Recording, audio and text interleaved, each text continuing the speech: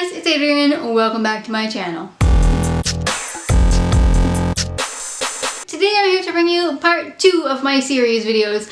Today's video is the series that I have completed since my last unfinished series TBR update. I have completed 4 series since my last series video, which was approximately a year ago, a little less than a year ago. And 2 of them I actually started and finished this year. The other 2 I just finished, which is really good. I wish I had finished more than 4. For next year, I'm going to try to go for at least 5 or 6 series that I can finally wrap up and complete. But these are the ones that I have completed in the last year. First up is the 6 of Crows duology by Leigh Bardugo. You have 6 of Crows and Crooked Kingdom. This is a duology that follows Kaz Brekker, who is a thief, and his band of fellow thieves. There are 6 of them, hence 6 of Crows. They go off on this crazy adventure to pull off this impossible heist. I loved this book. The first one I gave 4 stars, the second one I gave 5 stars. So in total, this series got for me 4.5 stars. I wasn't sure if I was actually gonna like this series because coming from the description, it wasn't really my kind of thing when I started them, but I really loved one. 6 of Crows I found to be a little bit slow to get into, but definitely worth it. And Crooked Kingdom, I couldn't put this one down. I think I read this one in 2 days and I was up all night finishing it. Next up is a duology that I started and finished in this past year, and that is the Unraveling duology by Elizabeth Norris. You have Unraveling and you have Unbreakable. I enjoyed this duology. I have a full review on this duology because of my conflicting feelings. The first book I absolutely loved. I gave 5 stars. The second book, however, only got 3.75 stars, which put this at 4.4 stars for the series rating. Still, not that bad. All of these series got great ratings. But what I loved about this series is that it follows a girl named Janelle, and Janelle has been killed, which you find out in the first so many pages of the book, and she is awakened by this guy Ben from her high school, and they find out that they have 24 hours to save the universe from impending doom. That is all you know about the book. That's all the description tells you. That's all you need to know about this book. I loved the first book. The second book, however, I found Janelle to get really whiny and she was ungrateful.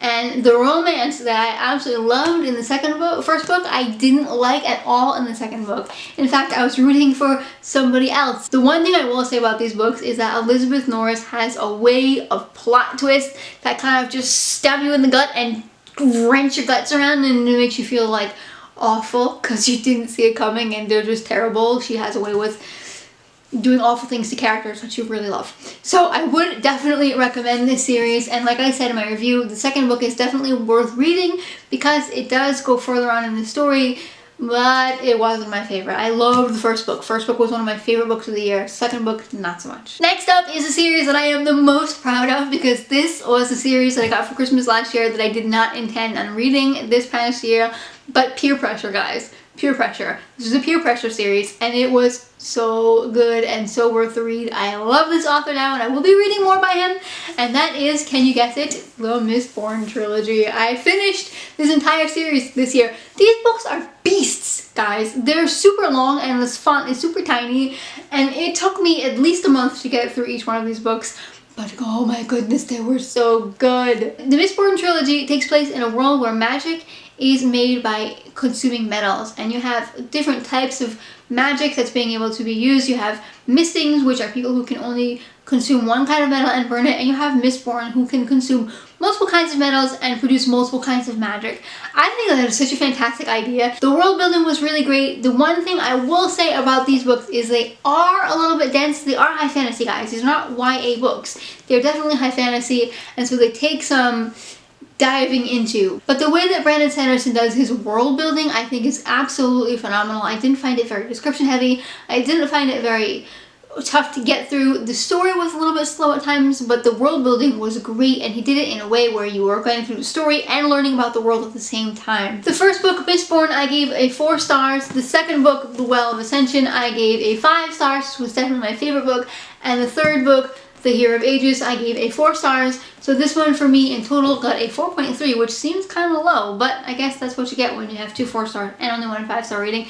It was really great. Definitely one of my favorite series of all time. And last up is my most recent completed series. I finished up this last book in January, and it is a series that I talked about in my wrap up about it getting better as it goes, which a lot of series don't. A lot of series kind of stabilize or they get worse. Or with the Mistborn Trilogy, instead of having second book syndrome, the second book was the best. But anyway, these ones progressively got better and I absolutely love them. I'm talking about the Shades of Magic trilogy by Victoria Schwab. This trilogy follows Kel, and he is an Antari, and Antari is a blood magician, and he has the ability to travel between parallel Londons.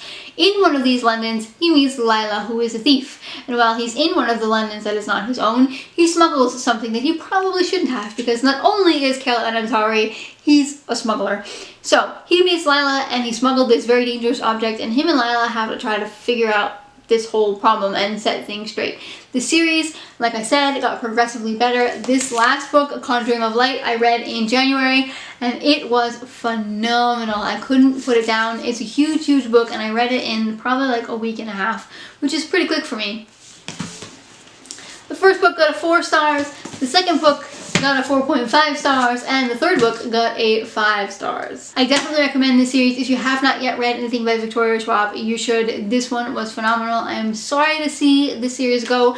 I am, however, excited that she is coming out with more that take place in this world. Also, for those of you who are wondering, I did complete the Akatar trilogy this past year, but there are more books coming, so I'm not counting that in my completed series, just so you know. Those are all the series that I completed this past year. 4 is not so bad, like I said. I hope I can do more. If you enjoyed this video, give it a big thumbs up. Let me know in the comments below what is the most recent series that you completed. If you have not yet, I'd love for you to subscribe. Thanks for watching, and see you next time. Bye!